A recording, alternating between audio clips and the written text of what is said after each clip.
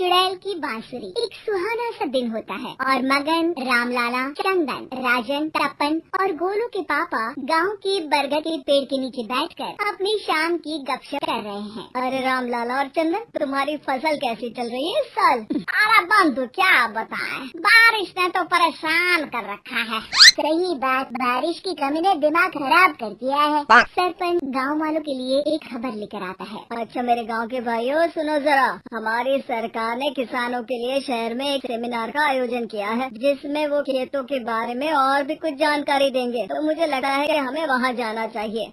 सरपंच जी, मेरे खेतों में कीड़ों ने परेशान कर दिया है, उसके लिए कुछ जानकारी मिलेगी क्या? बिल्कुल, तुम्हारे खेतों के बारे में तुम्हें सारी जानकारी देंगे। बोलो, तुम तीनों को जाना चाहिए, बहुत फायदा होगा तुम्हें उधर। ये कहकर सरपंच वहाँ से चला जाता है और तीनों सोचते हैं कि वो शाम के वक्त मैदान पर मिलेंगे और वहीं से रवाना हो जाएंगे। तीनों दोस्त मैदान पर मिलते हैं और जैसे ही निकलना शुरू करते हैं तभी एक बांसुरी की आवाज सुनकर वो भी उसी ओर सम्मोहित स्थिति में चलना शुरू कर देते हैं।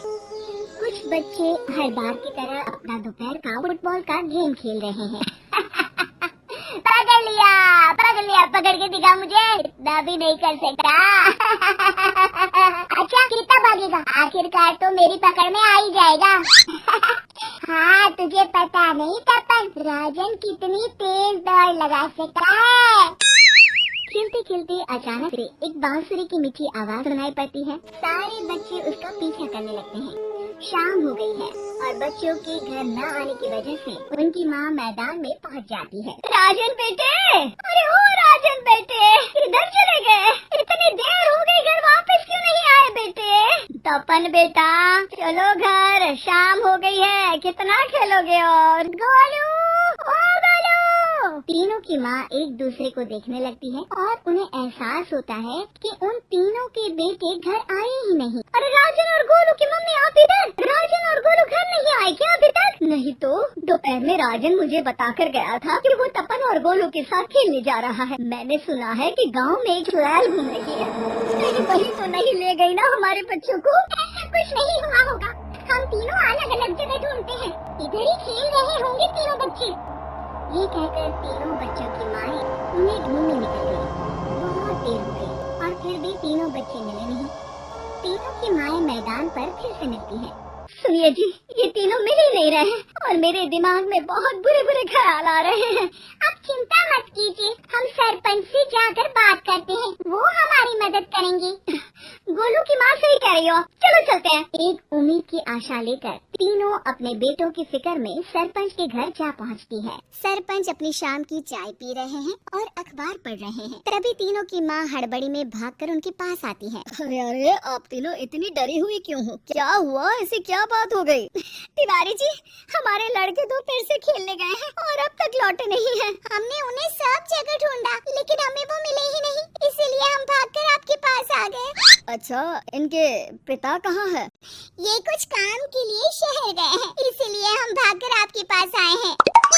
हाँ, मैं उसके बारे में भूल ही गया था। एक काम कीजिए, मुझे उस जगह लेकर चलिए जिधर वो आखिरी बार खेल रहे थे। सरपंच घर से एक डंडा लेकर तीनों के साथ मैदान की ओर निकल पड़ते हैं। तीनों मैदान पर पहुंच जाते हैं और उन्हें ढूंढने के लिए कुछ सुराग खोजना शुरू करते हैं। आपको कोई ऐसी जगह पता है जहाँ ये तीनों साथ में मिलते हैं? नहीं जी, ऐसी तो कोई जगह नहीं पता। अचानक से वही बांसुरी की आवाज आना शुरू हो जाता है और सरपंच सम्मोहित होकर उस आवाज की तरफ जाना शुरू कर देते हैं। अरे तिवारी जी, आप ठीक तो हैं? कहाँ जा रहे हैं? अरे ओ तिवारी जी, वो हमें सुन नहीं पा रहे हैं क्या? सरपंच बांसुरी की धुन में झुककर उसी दिशा में आगे बढ़ रहे थे। ये आवाज ऐसी, ऐसा लग रहा है कि कोई बांसुरी बजा रहा हो। हाँ, सरपंच जी भी उसी दिशा में जा रहे हैं। सरपंच का पीछा कर तीनों मैदान के टूटे हुए बंगले पर पहुंच गए और सरपंच के पीछे दरवाजे के अंदर घुस गए। तीनों बंगले के अंदर झांकते हैं तो देखते हैं कि बहुत अच्छे से संभाला गया है बंगला। उतने में एक हंसी की आवाज आती है। मेरी बांसुरी ने मुझे आज तक कभी तंग नहीं किया, हमेशा अपने से लड़कों को खींच लाती है। ये बोलते ही राजा की माँ को तीनों बच्चे और उनके पिता वहाँ जुड़े पास लेटे हुए दिखते हैं। अरे वो देखो, गोलू के पापा। अरे गोलू की माँ, आप चुप रहिए ना जरा। उस चुड़ैल ने देख लिया तो हम भी फंस जाएंगे। इन्हें बचाएगा कौन?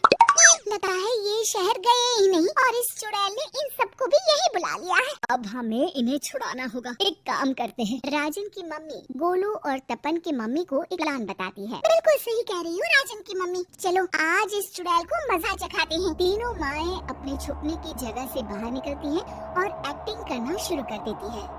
ये तो बढ़िया है, अब इसका असर औरतों पर भी हो रहा है।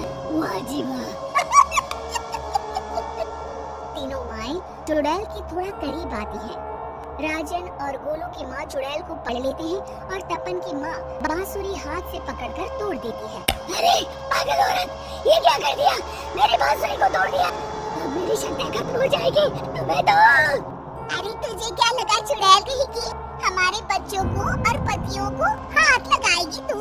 बांसुरी टूटने की वजह से चुड़ैल खाक होकर गायब हो जाती है और सारे लोगों की आंख खुल जाती है। सब अपने परिवार को लेकर उस बंगले से बाहर निकल जाते हैं। कहते हैं ना, नारी